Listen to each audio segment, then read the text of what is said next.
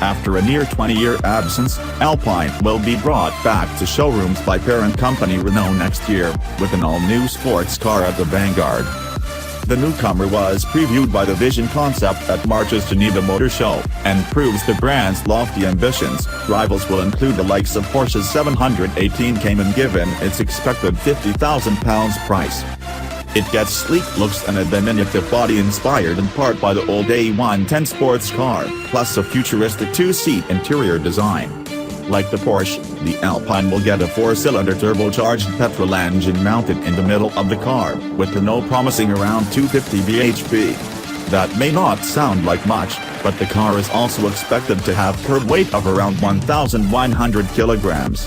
Bosses say it should be able to sprint from 0 to 62 miles per hour in 4.5 seconds. Power will be sent to the rear wheels via a dual-clutch paddle-shift gearbox, and a bespoke chassis tuned by Renault Sport should ensure it has the cornering ability to match the best in the business. We won't get full details until the production version is revealed next year, but things look promising.